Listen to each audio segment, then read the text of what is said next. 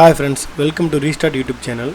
இன்னைக்கு நம்ம 6ஆம் வகுப்பு அறிவியல் முதல் பருவம் பார்த்தீங்கன்னா புக் பேக் क्वेश्चंस வந்து பார்க்க போறோம். ஒரு மரத்தின் சுற்றளவை அளவிட பயன்படுவது அளவு நாடா? ஒரு மரத்தின் சுற்றளவை அளவிட பயன்படுவது அளவு நாடா? 7 மீட்டர் என்பது 700 சென்டிமீட்டர். 7 மீட்டர் என்பது 700 சென்டிமீட்டர். ஒரு அளவை அளவிடும் முறைக்கு டேஷ் என்று பெயர். இயல் அளவீடு. ஒரு அளவை அளவிடும் முறைக்கு டேஷ் என்று பெயர். இயல் அளவீடு. சரியானதை தேர்ந்தெடு. அதாவது இறங்கு வரிசையில் கேட்டிருக்காங்க. So kilometre, metre, centimetre, millimetre.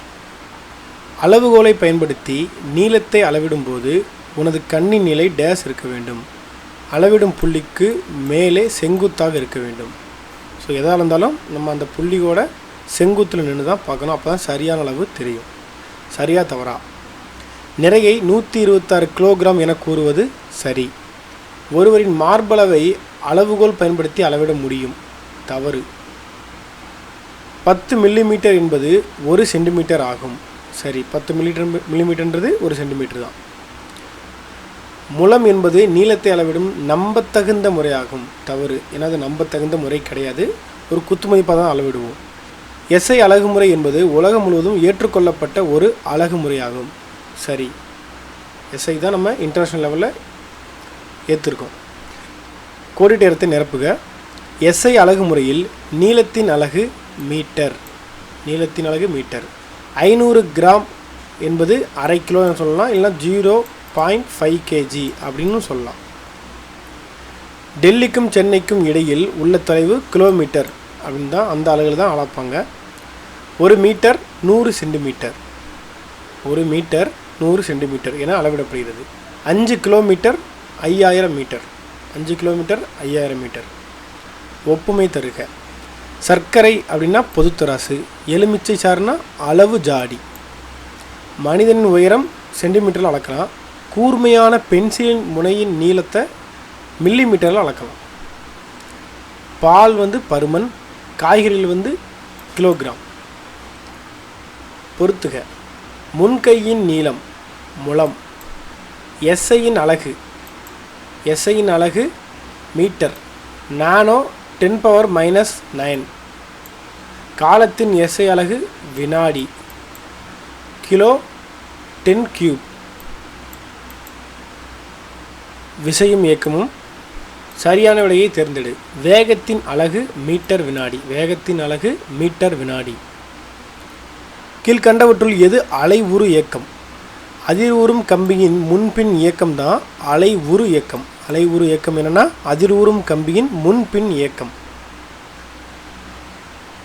கீழ்கண்டவற்றுள் சரியான தொடர்பினை தேர்ந்தெடு. வேகம் = தொலைவு காலம். இதுதான் சரியான தொடர்பு.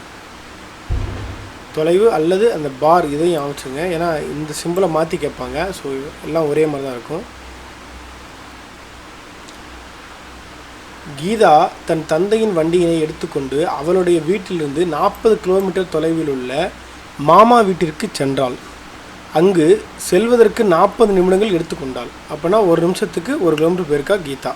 அப்போ கூற்று 1 மட்டும்தான் சரி. கீதாவின் வேகம் 1 கிலோமீட்டர் 1 நிமிடத்திற்கு. கூற்று 1 மட்டும் சரி. சரியா தவறா? மைய புள்ளியை பொறுத்து முன்னும் பின்னும் இயங்கும் இயக்கம் அலைவு இயக்கம் ஆகும். சரி. மையப்புள்ளியை வச்சு தான் முன்னும் பின்னும் இயக்கம் அலைவு இயக்கம். அதிர்வு இயக்கமும் சுழற்சி இயக்கமும் கால ஒழுங்கு இயக்கமாகும். அதிர்வு இயக்கமும் சுழற்சி இயக்கமும் கால ஒழுங்கு இயக்கம். சரிதான். மாறுபட்ட வேகத்துடன் இயங்கும் வாகனத்தின் இயக்கம் ஒரு சீரான இயக்கமாகும். அது தவறு. அது சீரான இயக்கம் இல்லை, சீரற்ற இயக்கம். வருங்காலத்தில் மனிதர்களின் பதிலாக ரோபோட்டுகள் செயல்படும். ரோபோட்டுகள் செயல்படும். இந்த ரோபோட்டுகள் அப்படின்ற ஒருதுன்னா உத்தரவுக்கு அடிபணிதல் அப்படின்னு அர்த்தம். கோடிட்ட இடங்களை நிரப்புக. சாலையில் நேராக செல்லும் ஒரு வண்டியின் இயக்கம் நேர்கோட்டு இயக்கம். புவியீர்ப்பு விசை தொடா விசையாகும். புவியீர்ப்பு விசை தொடா விசையாகும்.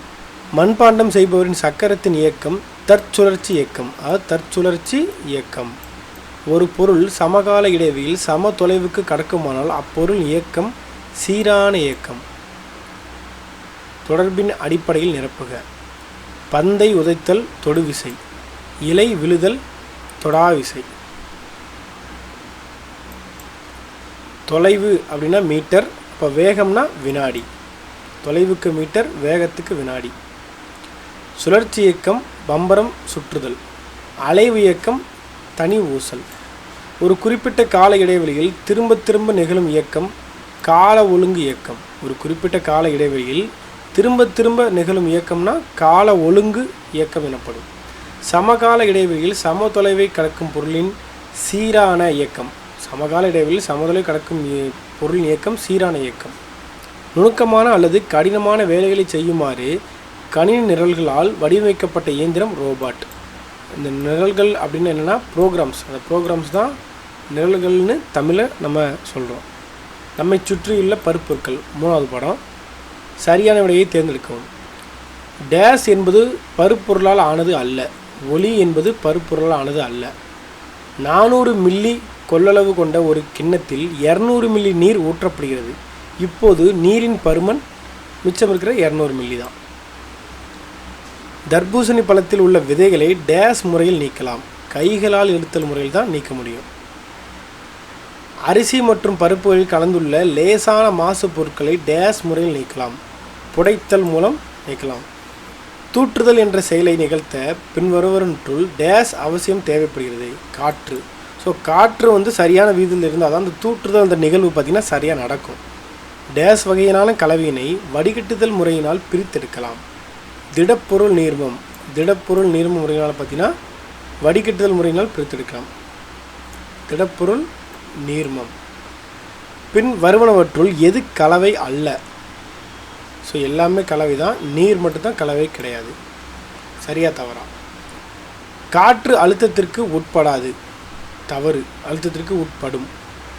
திரவங்களுக்கு குறிப்பிட்ட பருமன் இல்லை, அதனால் குறிப்பிட்ட வடிவம் உண்டு. அதுவும் தவறு. திண்மத்தில் உள்ள தோல்கள் எளிதில் நகருகின்றன. தவறு. சமைக்கும் முன் பருப்பு வகைகளை நீரில் கழுவி அந்நீரை வடிகட்டுதல் மூலம் பிரித்தெடுக்கலாம். சரி. திடப்பொருள்களில் இருந்து நீர்மப் பொருள்களை பிரிப்பதற்கென பயன்படுத்தப்படும் வடிகட்டி என்பது ஒரு வகையான சல்லடையே. ஆமாம், சரி, அது ஒரு வகையான சல்லடை தான். தானியத்தையும் உமியையும் தூற்றுதல் மூலம் பிரிக்கலாம். சரி. காற்று ஒரு தூய பொருளாகும். தவறு. தயிரிலிருந்து வெண்ணெய் வண்டலாக்குதல் முறையில் மூலம் பிரித்தெடுக்கலாம். தவறு. பொறுத்துக. எளிதில் உடையக்கூடியது மண்பானை. எளிதில் வளையக்கூடியது நெகிழி. அதாவது ஒயர் தான் நெகிழின்னு சொல்கிறோம். நெகிழி ஒயர். எளிதில் இழுக்கலாம். எளிதில் இழுக்கலாம் ரப்பர் வளையம். எளிதில் அழுத்தலாம் பருத்தி கம்பிளி. எளிதில் வெப்பமடையும் உலோகத்தட்டு. எளிதில் வெப்பமடையும் உலோகத்தட்டு. கோடிட்ட இடத்தை நிரப்புக. பருப்பொருள் என்பது அணுக்களால் ஆனவை. பருப்பொருள் என்பது அணுக்களால் ஆனவை. திண்மத்தில் துகள்களுக்கு இடையே உள்ள இடைவெளி திரவத்தை விட குறைவு. நெல் தாவரத்திலிருந்து தானியங்களை கதிரடித்தல் மூலம் பிரித்தெடுக்கலாம். உப்புமாவில் இருந்து கைகளால் பிரித்தல் முறையில் மிளகாயினை நீக்கலாம். நீரில் இருந்து களிமண் துகளை நீக்க வடிகட்டுதல் முறை பயன்படுகிறது. ஊசி, பென்சில் மற்றும் ரப்பர் வளையம் இவற்றில் ஊசி தான் காந்தத்தால் கவரப்படும். குழாய் கிணறுகளில் இருந்து பெறப்படும் நீர் பொதுவாக தூய நீராக அமையும். நோட் பண்ணிங்க, தூய நீராக அமையும். திண்மம் கடினத்தன்மை. அப்போனா வாயு கடினத்தன்மை அற்றது. வாயுக்கு கடினத்தன்மை கிடையாது. துகள்களுக்கு இடையே அதிக இடைவெளி உடையது. வாயு குறைந்த இடைவெளி. பாயும் தன்மை திரவம் மற்றும் திண்மம் குறிப்பிட்ட பருமன் ஆகும். பாயும் தன்மை திரவம் மற்றும் திண்மம் குறிப்பிட்ட பருமன். உமி தானியங்கள். உமினா தானியங்கள். தூற்றுதல். மரத்தூள், கண்ணாடி, சலித்தல். சூடான எண்ணெயிலிருந்து முறுக்கினை எடுத்தல். வடிகட்டுதல். காப்பியை வடிகட்டுதலின் அடிப்படையில் காப்பித்தூள். வீழ்படிவு. கடைசியாக வீழ்படிவு. இரும்பு கந்தகம் கலவை திண்மம். உளுந்தம்பருப்பு கடுகு கலவை உருட்டுதல். ஒருபடித்தான கலவை. இதுக்கு ஒருபடித்தான கலவை, இதுக்கு திண்மம். தாவரங்கள் வாழும் உலகம். சரியான விடையை தேர்ந்தெடுத்து எழுதுக. குளம் டேஸ் வாழிடத்திற்கு உதாரணமாகும். நன்னீர் வாழிடத்திற்கு உதாரணமாகும். இலைத்துளையின் முக்கிய வேலை நீராவி போக்கு. நீரை உறிஞ்சும் பகுதி டேஸ் ஆகும். வேர் ஆகும். நீரை உறிஞ்சும் பகுதி வேர். நீர்வாழ் தாவரங்களின் வாழிடம் நீர்தான். கோடிட்டத்தை நிரப்புக. புவிப்பரப்பில் நீரின் அளவு 70%. பூமியில் மிகவும் வறண்ட பகுதி பாலைவனம். ஊன்றுதல் உறிஞ்சுதல் இரண்டும் வேரின் வேலை.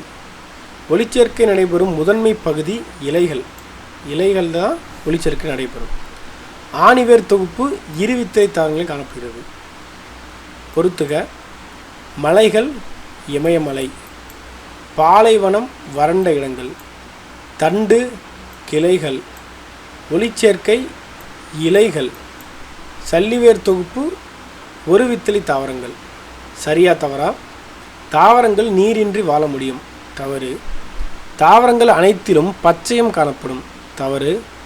தாவரங்களின் 3 பாகங்கள் வேர் தண்டு இலைகள். இது சரி. மலைகள் நன்னீர் வாழிடத்திற்கு ஓர் உதாரணம். தவறு. மலைகள் நன்னீர் வாழிடத்துக்கு உதாரணம் கிடையாது. வேர் முட்களாக மாற்றுரு அடைந்துள்ளது. தவறு. பசுந்தாவரங்களுக்கு சூரிய ஒளி தேவை. தவறு. இந்த வீடியோவில் நம்ம 4 பாடத்தை பார்த்துருக்கோம். அடுத்த வீடியோவில் பார்த்திங்கன்னா நம்ம மிச்சம் இருக்கிற 3 பாடத்தையும் பார்த்துடலாம். கற்றலை விட கேட்டலை நன்று. நன்றி.